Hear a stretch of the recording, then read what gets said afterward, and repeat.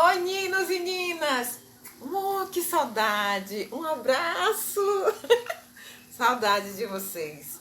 Essa semana foi uma semana um tanto difícil. Eu não consegui gravar vídeo.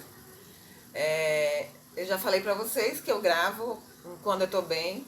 Gravo mais de um vídeo no dia. E aí eu vou postando durante a semana. Mas não deu, mas assim mesmo, vida real, né?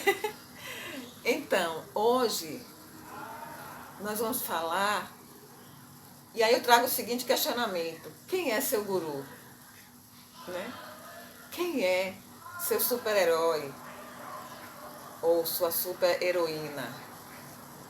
E eu quero focar na questão que a gente está vivendo muito sobre palestrante motivacional, livros de autoajuda.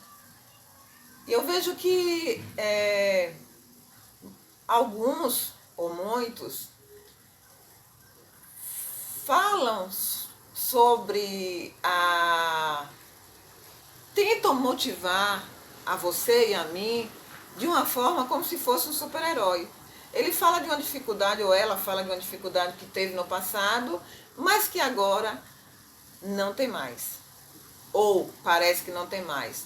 Ou não se fala mais sobre as dificuldades. Não deixou de ser humano. Se eu sou ser humano, eu tenho dificuldades.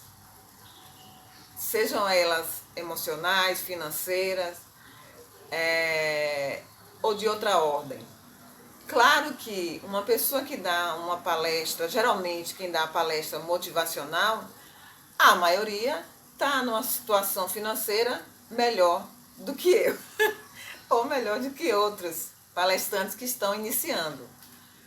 Autores de livro de autoajuda, que já tem um nome, ele está numa condição financeira provavelmente melhor, ou não. Porque assim, é claro que a maioria conseguiu ressignificar sua vida, conseguiu reestruturar sua vida com os erros e principalmente na questão da educação financeira. Culturalmente no Brasil nós não temos educação financeira. E às vezes, e muitas vezes, quando se chega na idade adulta, que a gente começa a administrar de fato o nosso dinheiro, a gente não teve uma base na infância e na adolescência. É claro que nossa escola também, nossa primeira escola é a família, é a casa. Mas nossos pais também não tiveram educação financeira.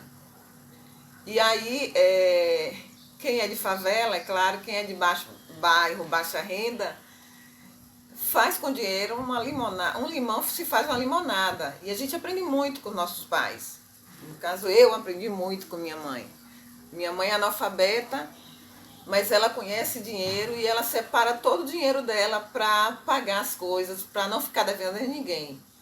Ela consegue administrar o dinheiro dela de tal forma, de uma forma surpreendente, parece que o dinheiro dela triplica.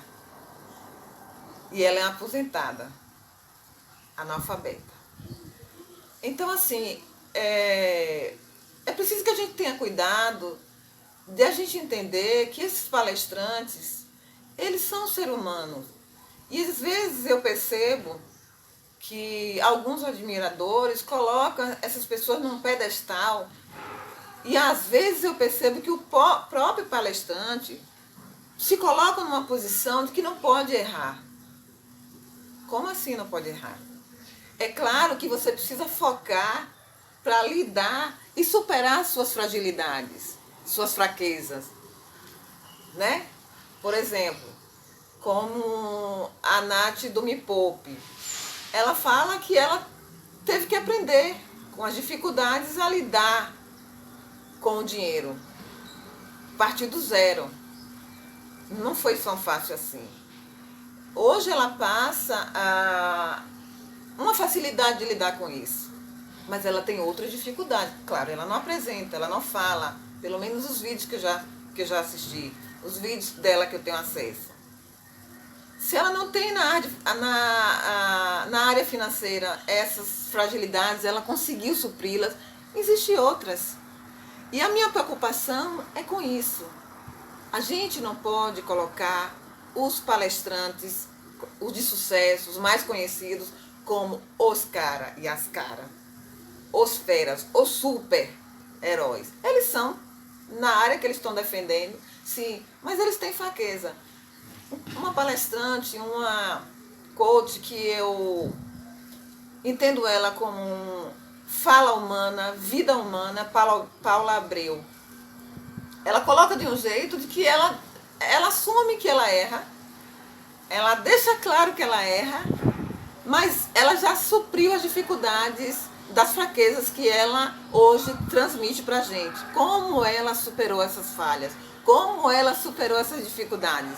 E hoje ela trabalha na mente dela diariamente como não deixar o lado negativo, sentimentos negativos, dificultar os processos que a vida nos coloca. Então, assim, é preciso ter cuidado, buscar acompanhar pessoas que têm sucesso, mas que assumem: eu ainda tenho falhas, eu ainda tenho erros, eu ainda estou superando essa parte que eu estou passando aqui na palestra, eu conquistei, eu já venci. Eu sou um exemplo, uma metáfora. Eu sou ex-alcoólatra, mas eu tenho outras dificuldades. E eu estou dando palestra, é um exemplo, viu, gente? Eu não sou ex-alcoólatra, tive um pai alcoólatra, hoje ele é falecido, mas não foi por conta do álcool. Ele conseguiu se libertar do alcoolismo. Antes de morrer, ele já tinha 30 anos que não era alcoólatra, mas ele tinha outras dificuldades, é isso que eu quero dizer. Ele superou essa dificuldade, ele poderia ser um palestrante como ex-alcoólatra, ele ia fazer muito sucesso, porque ele tinha muita coisa para falar. Várias vezes tentou matar minha mãe, várias vezes eu e meus irmãos tínhamos que sair fugidos de casa, porque ele pegava o facão para... tentando fazer, nos colocando numa situação de risco mesmo. E tínhamos que fugir, os vizinhos nos acolhiam. Eram situações bem complicadas, uma situação muito frustrante. Mas essas frustrações eu já as venci. É isso que eu estou falando. Mas não quer dizer que eu já venci todas as frustrações, todas as dificuldades que eu como ser humano tenho. Então, essa de ter um pai ex-alcoólatra, eu superei e disse: não quero isso para mim. Então eu disse: eu não vou, eu vou lutar contra isso, porque existe um estudo que diz: filho de alcoólatra, existe uma porcentagem, uma probabilidade de se tornar alcoólatra. Então, voltando, meu pai poderia ser um excelente palestrante para as pessoas que estão tentando sair do mundo das drogas, que estão tentando sair do vício do álcool. Meu pai seria um homem de sucesso se ele fosse para o ramo de palestra. Mas ele tinha outras dificuldades que ele poderia não apresentar e ficar parecendo um super-homem. O cara, ele tinha outra dificuldade. Ele superou o álcool, mas meu pai tinha dificuldades com, por exemplo, lidar com dinheiro. Coisas que minha mãe já não tem e nunca teve dificuldade de lidar com dinheiro. Ela tinha outras dificuldades, mas não era isso. Vocês estão entendendo o que eu quero dizer?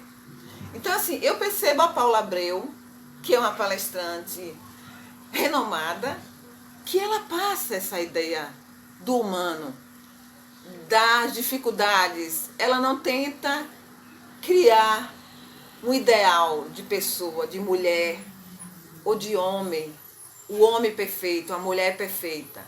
Afinal, nós somos seres humanos. E aí, eu estava ouvindo uma palestra de uma pessoa, que eu não vou falar o nome aqui, e que ela dizia: quem nasce em favela não tem dificuldade. Como assim? As dificuldades para quem mora em favela, em bairro baixa renda, são bem maiores do que quem mora em outros bairros, de classe média, classe alta. Você tem acesso a coisas que quem mora nesses bairros não tem. Quem mora em bairro baixa renda não tem. Agora, você não pode focar nas dificuldades, te deixar essas dificuldades te paralisar. Aí eu venho trazendo o Geraldo Rufino, que é um excelente exemplo de catador de objetos de lixo, do lixão. Hoje é um grande empresário e um palestrante motivacional, que fala exatamente das dificuldades que ele passou, e ele ainda traz isso como real. Ele traz todo o aprendizado que ele viveu durante a infância, a adolescência e até a juventude. Ele ainda mostra, talvez ele não verbalize, mas ele deixa entre linhas, pelo menos quando eu assisto, eu vejo que ele mostra que ele é um ser humano, que ele erra e que ele tem falhas, mas nessa questão de lidar, de superar as dificuldades, ele é um vencedor. Então é isso que eu tenho buscado. Você quer ver uma coisa? Eu tinha uma dificuldade muito grande de compreender que eu poderia me tornar uma palestrante e que eu poderia ter um canal no YouTube sem ser doutora. Eu achava, não, eu tenho que estudar mais, eu tenho que aprender mais. Como assim? Porque eu tenho história, eu tenho vivência para contar. Vários palestrantes que estão aí não têm o título de doutor. Claro que eu vou fazer o doutorado, claro que eu vou conseguir, eu não desisti. Mas eu não preciso disso para estar aqui no YouTube. Eu não preciso disso para dar uma palestra para as mulheres, para as pessoas da minha comunidade. Eu não preciso. Eu sou a história, eu sou a pessoa que tem, não é o título de doutor que vai me dizer, que vai fazer a minha história. Não é verdade? Então, precisar desconstruir, e vocês estão me ajudando a desconstruir isso. E um colega tem um papel fundamental nessa desconstrução, que é Marcelo Arouca. Ele é um pesquisador, ele faz mestrado, e ele vai vir aqui no canal falar sobre pedagogia de favela. Eu já entrei em contato com ele e ele aceitou. Então, estou muito feliz. E ele vai trazer um pouco dessa visão da pesquisa dele sobre pedagogia da favela. E ele disse para mim: Ró, você não precisa de doutorado para dar palestra, para ter um canal no YouTube. Você é. E aí ele disse: você é uma mulher retada, uma mulher que surgiu do pó. Você tem muito que contribuir. E a ideia do canal é compartilhar. É ser generoso com o que você sabe e com o que você conhece. A gente tem um outro palestrante, que é Diego. Ele é mestrando também na UFBA. Marcelo é da UNEB, mestrando da UNEB. E ele vai falar sobre o conceito do aquilombasse. A ideia de aquilombasse é isso. É você contribuir, é você ser generoso. Inclusive, Geraldo Rufino, ele fala que a mãe dele orientava eles iam para a feira pegar os restos de alimentos da feira e ainda dividia com o vizinho que não ia para a feira. Isso é compartilhar, isso é ser generoso, isso é aquilombar-se. Nós que moramos em bairro, baixa renda, em favela, a gente tem esse conceito que ele foi produzido e construído pelo quilombo. Isso é muito forte em nós, isso é lindo, isso é belo, a gente não pode perder isso. Seja em que esfera social a gente esteja, a gente conquiste galgar, a gente não pode perder isso. A gente não pode deixar que o sistema nos roube isso. Porque às vezes o sistema captura um de nós e a gente perde essa essência. Isso a gente não pode deixar acontecer.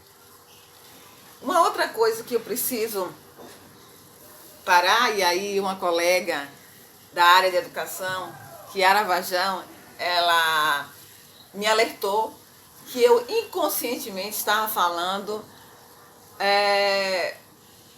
algumas palavras, e palavra tem poder. E na Bíblia diz que palavra tem poder. Tem palavras que não agradam a Deus. E aí eu tenho que ter muito cuidado, porque às vezes eu falo numa perspectiva e o subjetivo do outro entende em outro. Aí fica parecendo que eu sou inconscientemente uma pessoa negativa, quando na verdade eu não sou. Quanto mais desafio, mais me instiga a conquistar aquele sonho. Mas é verdade que as dificuldades sociais, para quem mora em bairro de baixa renda, é fato, é maior. Mas eu não vou focar nelas. Ai, porque as dificuldades, ai, porque eu não consigo, ai, porque eu não... Não! É, a dificuldade é real, mas eu vou vencer.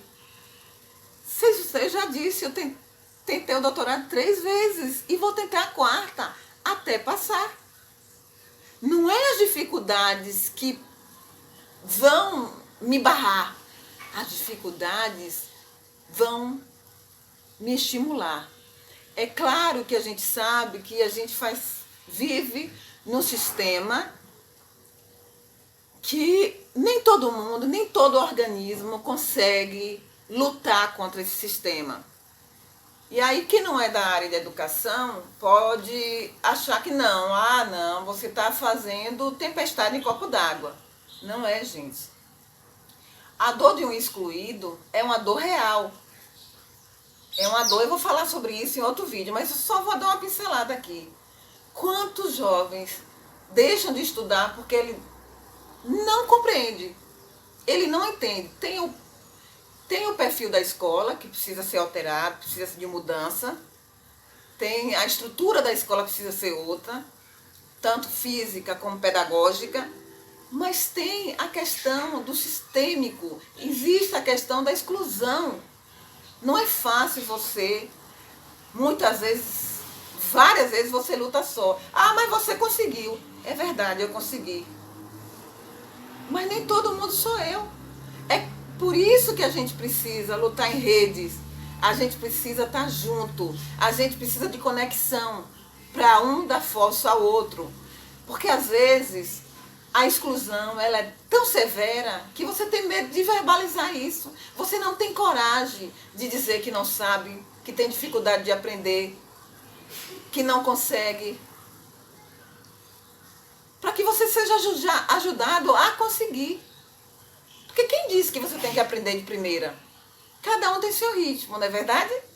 Então a gente precisa ter cuidado com esses gurus, com esses super-heróis ou essas super-heroínas que fazem, acontece, que a vida hoje é brilhante, que ganha muito dinheiro, que é isso, que é aquilo, que comprou isso, que comprou aquilo. Aí eu volto a falar sobre Paulo Abreu. Prosperidade é você ter saúde, é você ter uma família. E mesmo que você não tenha saúde, olha, eu tenho fibromialgia, mas eu sou próspera. Essa fibromialgia, essa doença, não me tira, mesmo com dores, gente, 24 horas no ar, não me tira a alegria de viver. Isso é ser próspero. Isso me faz entender que eu preciso lutar pelos meus sonhos. É claro que eu quero ganhar dinheiro. Claro que eu quero, se Deus me permitir, ficar rica. Por que não? Mas isso não é só isso na minha vida. Isso não é o primordial em minha vida. Minha vida é estar conectado com Deus, estar conectado com minha família, viver a minha família, viver a vida.